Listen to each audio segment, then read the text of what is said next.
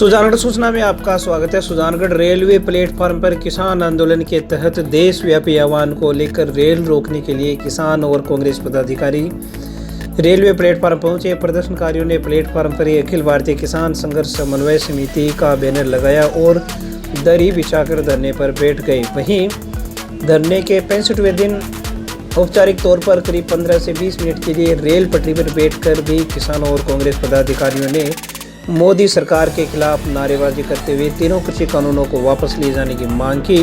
दूसरी ओर वक्ताओं ने कहा कि सरकार किसानों के आंदोलन को कुचलने की बजाय कृषि कानूनों को वापस लेने पर ध्यान दे तो ज़्यादा अच्छा रहेगा। इस दौरान ब्लॉक कांग्रेस कमेटी की अध्यक्ष शविता राठी, कांग्रेस नेता मोहम्मद इदरीस गोरी, किसान नेता कॉमरेड राम नारायण रुलानिया, पार्षद इकबाल खां बबलू, लालू राम बिजानिया, तेजपाल गोदारा, एडवोकेट राम कुमार मेघवाल, बनवारी लाल बिजानिया, त्रिलोकचंद मेघवाल, सूर्य रतन गुलेरिया, इरफान खान, इस्माइल मुमताज़ खां, जाकिर क्याल, गंगाधर मूड सहित अनेक लोग मौजूद रहे। वहीं प्लेटफार्म पर लगाए गए धरने पर सिराज खां, कायम खानी, जगदेव बेड़ा, महबूब बड़गुजर, पुखराज कछावा, कालूराम, मुस्लिम महासभा के अध्यक्ष मोहसिन खां, श्रीराम भामा, लालचंद बेदी, पूर्व सभापति हाजी सिकंदर अली खिलजी, हेतराम किलेरी, आसिफ राइन सहित अनेक लोग मौजूद रहे। वहीं सीआई किशन सिंह के नेतृत्व में पुलिस जाब्ता भी रेलवे प्लेटफार्म पर तैनात रहा। तो बने रहिए ताज़ा खबरों से अपडेट रहने के लिए। किसानों के लिए हमेशा कांग्रेस ने काम किया है।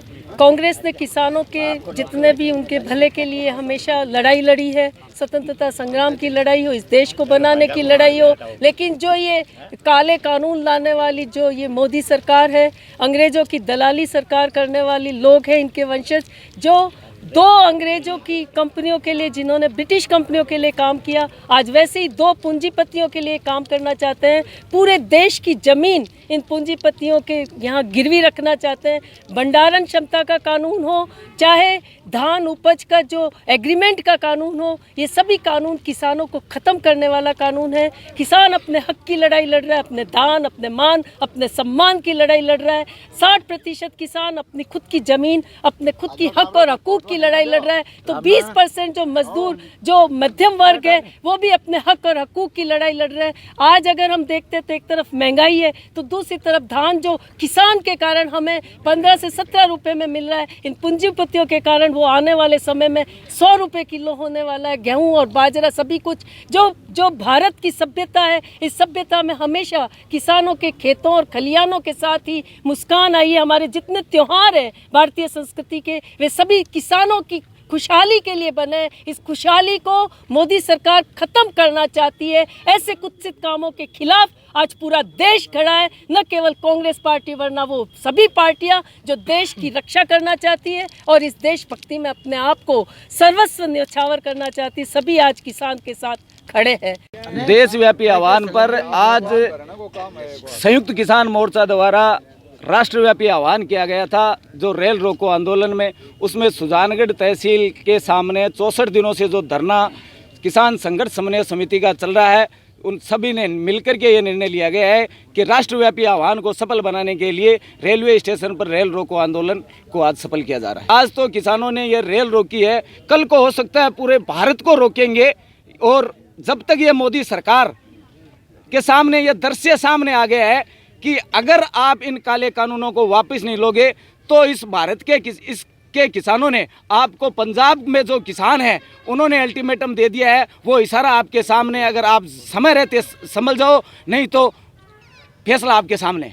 कांग्रेस पार्टी का हमेशा से किसानों के साथ रही है और हमेशा साथ रहेगी। और अब मोदी जी कोई गलत काम नहीं कर रहे हैं। मोदी जी वही काम कर रहे हैं जिन काम के लिए उन्होंने शपथ ली थी, क्योंकि उन्होंने पहले कह दिया था मैं चौकीदार हूँ, मालिक तो कोई और है। तो मालिक का कहना मान रहे हैं। मालिक को फ़ायदा पहुंचाना चौकीदार का कर्तव्य होता है, धर्म होता है, फ़र्ज़ होता है। वो अपना फ़र्ज़ निभा रहे हैं, लेकिन वो साथ साथ में पूरे हिंदुस्तान की जनता का नुकसान कर रहे हैं। और ये सिर्फ किसान का आंदोलन नहीं, मजदूर वर्ग का भी है, आम जनता का भी है। ये जो मार पड़ेगी वो सिर्फ किसानों के मार नहीं पड़ेगी, ये मार पूरे हिंदुस्तान की जनता पर पड़ेगी। 15 से 20 रुपये किलो वाली चीज़ आपको 100 रुपये मिलेगी। इस जो लोग खाली किसान नहीं खाएंगे, हम लोग, आप लोग, पूरा हिंदुस्तान खाएगा। पूरे हिंदुस्तान पे मार पड़ेगी, इसलिए पूरा हिंदुस्तान इस चीज़ का विरोध करता है। कुछ अगर गिने चुने जो लोग हैं, जो पहले जैसे गोरे लोगों की दलाली करते थे, आज वो काले लोगों की दलाली करते हैं, ऐसे लोग उसके साथ है। बाकी पूरा हिंदुस्तान के खिलाफ है, किसान के साथ है। किसान, मजदूर, सब पार्टी एक साथ है। ये तो पूरे विश्व को पता है किस चीज़ का आक्रोश है। ये किसानों की भूख का पेट का आक्रोश है जो जग जाहिर है।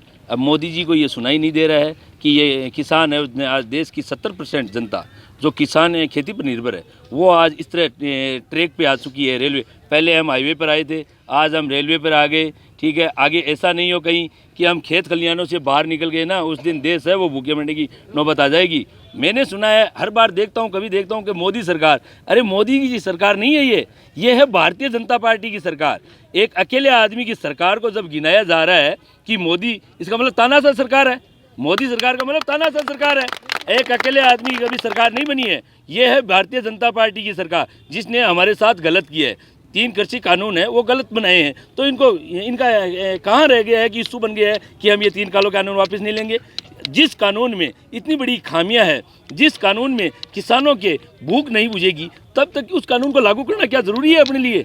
इसको आज भी वापस लिया जा सकता है, मगर ये जो धनाढ़ व्यक्ति हैं ये इसको वापस नहीं लिया जा रहा है। मेरे को तो लग रहा है कि कहीं न कहीं मोदी जी की कहीं न कहीं किसी ने कोई रग दबी हुई है जो इन धनाढ़ व्यक्तियों के द्वारा दाबी हुई है, और उसको रोक को खोलने के लिए हमें इन पटरियों पे सोकर उनकी तेल मालिश करनी पड़ेगी।